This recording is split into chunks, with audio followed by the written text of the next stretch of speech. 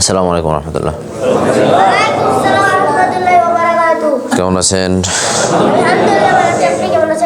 আলহামদুলিল্লাহ। আউযু বিল্লাহি মিনাশ শাইতানির রাজীম।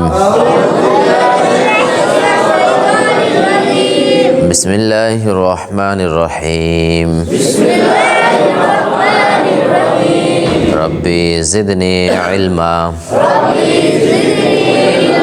রব্বি জিদনি ইলমা। রব্বি জিদনি ইলমা। আল্লাহুম্মা আনফা'নি বিমা আল্লামতানি ওয়া আল্লিমনি ওয়া জিদনি ওয়া ইলমা। বিসমিল্লাহির রহমানির রহিম। দেখেন, হামজার উপরে সাকিন থাকলে পড়ার আওয়াজ কেমন ভাবে বন্ধ হয়?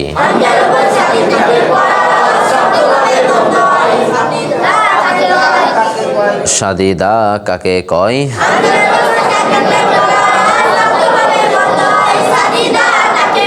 মা থেকে একই সাথে সবাই কন।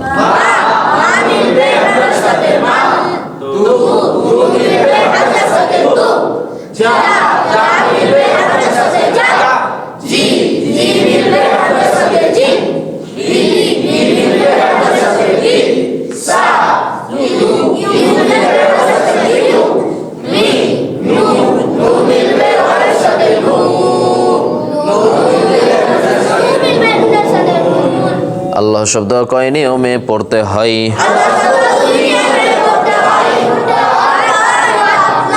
আল্লাহ শব্দের ডাইনে জবর পেশে কেমন করে পড়তে হয়? আল্লাহ শব্দের ডাইনে জের কেমন করে পড়তে হয়? আ থেকে একই সাথে সবাই কন।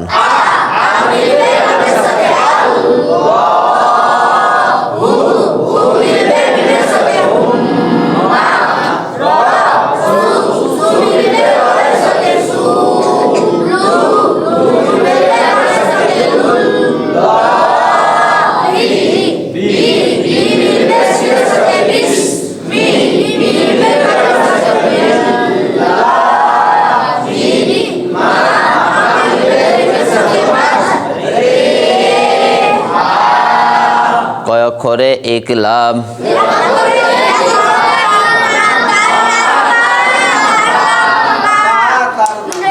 কয় অক্ষরে ইকলাব?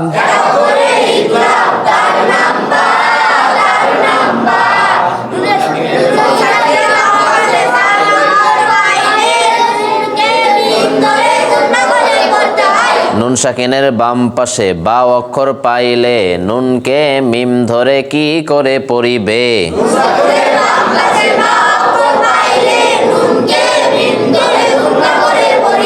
নুনকে মিম ধরে কি করে পড়িবে? নুনকে মিম ধরে গুন্না করে পড়িবে। দেখেন, আ আ আ মিলবে মিমের সাথে আম। বি ইয়া আ ইয়া ইয়া মিলবে মিমের সাথে ইয়াম। ইয়া মিলবে মিমের সাথে ইয়াম। বা গি গি মিলবে ইয়ার সাথে গি।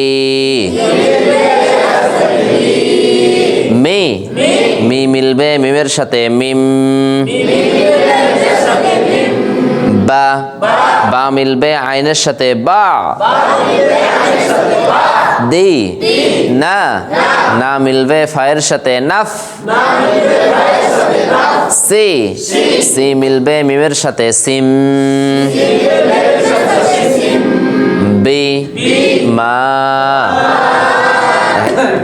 দেখেন তাজবিদ নম্বর 14 কত 14 নম্বর তাজবিদ পড়ার নাম ইজহার পড়ার নাম কি ইজহার মানে গুন্না ছাড়া পড়া ইজহার মানে বা স্পষ্ট করে পড়া ইজহার মানে স্পষ্ট করে পড়া তার মানে সেখানে কোনো অস্পষ্ট করা যাবে না গুন্না যাতে না হয় ঠিক আছে 6 অক্ষরে ইজহার কয় অক্ষরে গোলহা লম্বা হা আর খ আইন গইন হামজা নুন সাকিনের বাম পাশে এই সব অক্ষর পাইলে গুন্না ছাড়া পড়িবে তাহলে নুন সাকিনের পরে যদি এই 6টা অক্ষরের কোনো একটা পাওয়া যায় তাহলে সেখানে গুন্না করা যাবে না গুন্না করা যাবে না দেখেন 6 অক্ষরে ইজহার কয় অক্ষরে ইজহার কয় অক্ষরে ইজহার গোলহা লম্বা হা আর খ গোলহা লম্বা হা আর খ গোলহা লম্বা হা আর খ গোলহা লম্বা হা আর খ গোলহা লম্বা হা আর খ আইন গইন হামজা আইন গইন হামজা গোলহা লম্বা হা আর খ আইন গইন হামজা গোলহা লম্বা হা আর খ আইন গইন হামজা কয় অক্ষরে ইজহার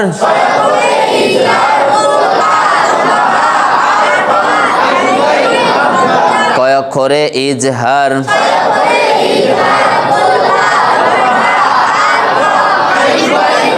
তাহলে 6 অক্ষরে ইজহার গোলহা লম্বা হা আর খ আইন গইন নুন সাকিনের বাম পাশে এই সব অক্ষর পাইলে গুন্না ছাড়া পড়িবে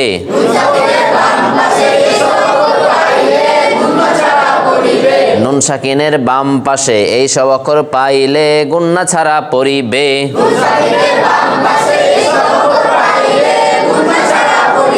নুন সাকিনের বাম পাশে এই সব অক্ষর পাইলে গুন্না ছাড়া পড়িবে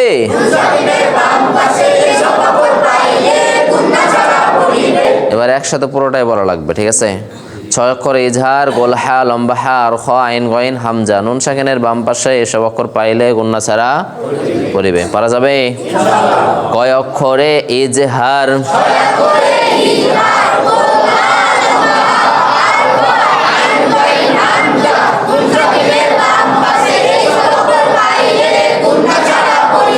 কয় অক্ষরে ইজহার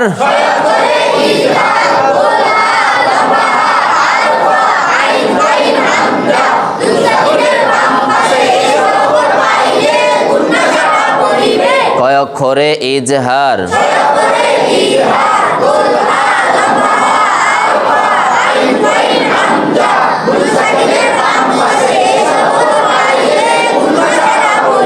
তাহলে নুন সাকিনের পরে এই 6টার কোন একটা আসলে গুণনা করা যাবে না যেমন দেখেন মি মি মিলবে নুনের সাথে মিন গুণনা হবে কেন হবে না কোথায় আছে কোথায় আছে নুন সাকিনের বামে কোথায় আছে তাহলে মি মিলবে নুনের সাথে মিন হু হু মিলবে মিমের সাথে হুম ওয়া ওয়া মিলবে নুনের সাথে ওয়ান হা হা মিলবে রয়ের সাথে হর মি মি মিলবে নুনের সাথে মিন গুণনা হবে কেন হবে না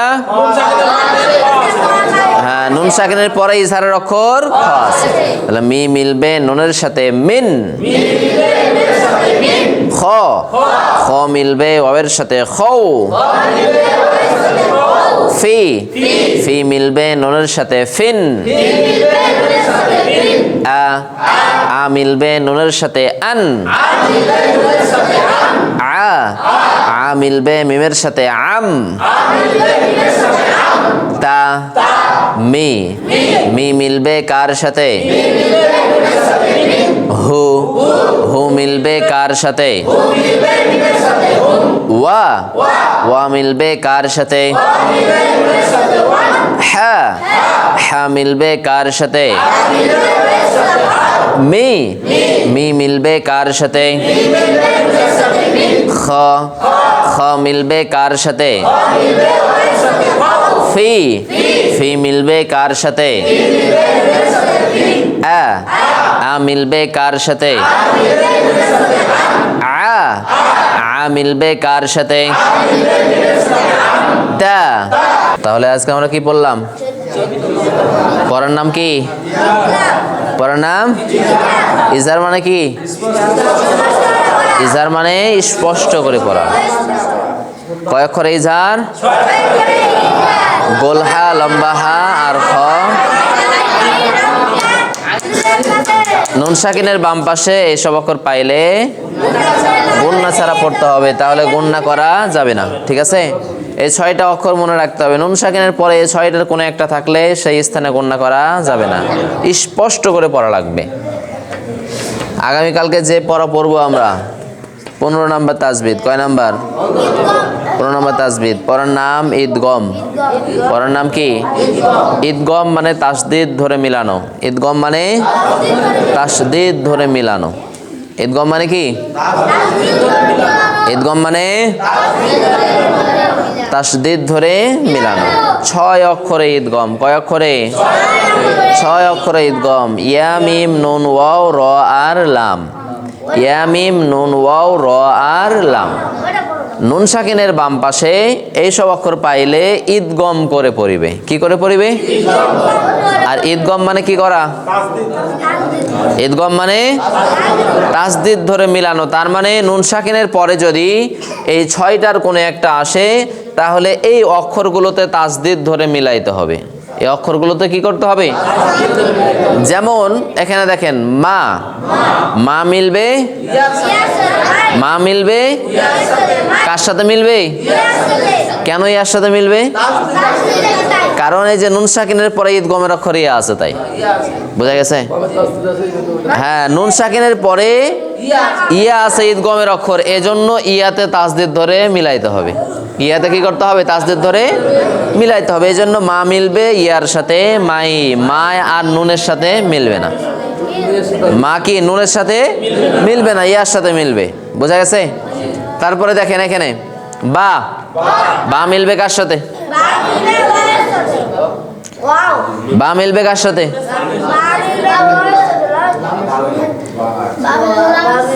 কার সাথে মিলবে? ওর সাথে। জি, এদিকে দেখেন, এই যে বা আছে না, বা বা মিলবে কার সাথে? লাম কই?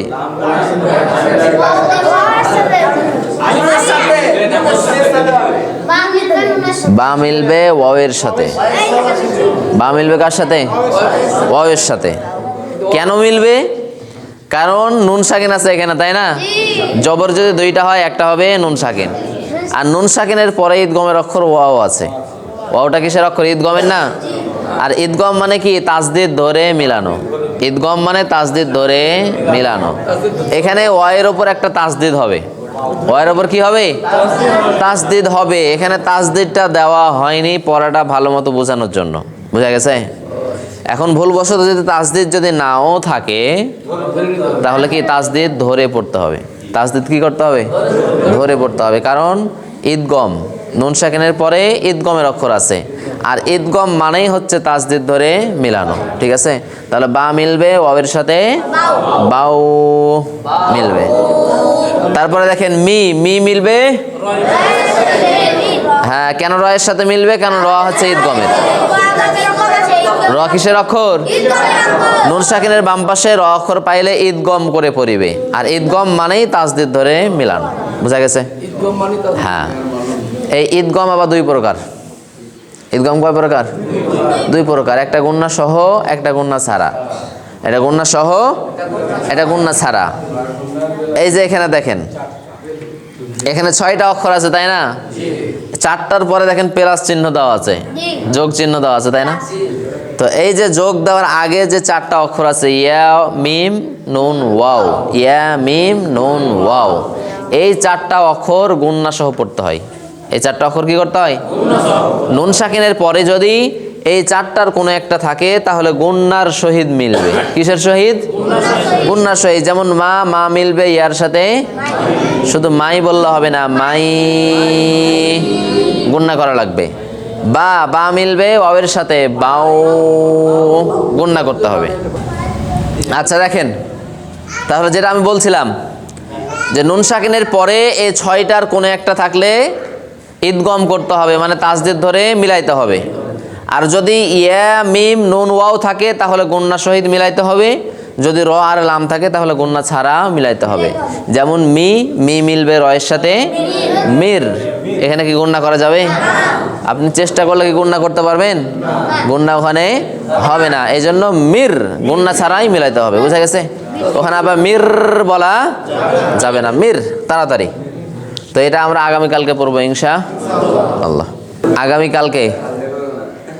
আগামীকালকে 1 থেকে 14 তাজবিদ, 1 থেকে 14 আপনাদের পরীক্ষা, ঠিক আছে? আমি এই পড়াগুলো ধরবো জনে জনে, একজন একজন করে, সবাইকেই একটা একটা করে এই পড়া ধরবো আমি, ঠিক আছে? এবং সেই পড়াটা তাজবিদ আদায় করে আপনাকে পড়তে হবে। যদি টান থাকে টান দিতে হবে, গুণনা থাকলে গুণনা করতে হবে, সফিরা থাকলে সফিরা, ইস্তিলা থাকলে ইস্তিলা, কলকলা থাকলে কলকলা। যেই তাজবিদ থাকবে সেই তাজবিদটা আদায় করা লাগবে। বোঝা গেছে? এই জন্য বাড়িতে 1 থেকে 14 পর্যন্ত সুন্দর মতো একেবারে টান টুন গুণনা সব কিছু ঠিক করে পড়ে আসবেন। বোঝা গেছে? আচ্ছা, কারণ ছন্দ ধরলে অনেকে হয়তো ছন্দ মুখস্থ নাও থাকতে পারে, মানে ছন্দটা অনেকের কি মুখস্থ নাও থাকতে পারে, কিন্তু যদি আপনি বুঝে থাকেন, আপনার ছন্দ বলতেও যদি অসুবিধা হয় তারপরেও কি আপনি পড়াটা সুন্দর মতো বলতে পারবেন।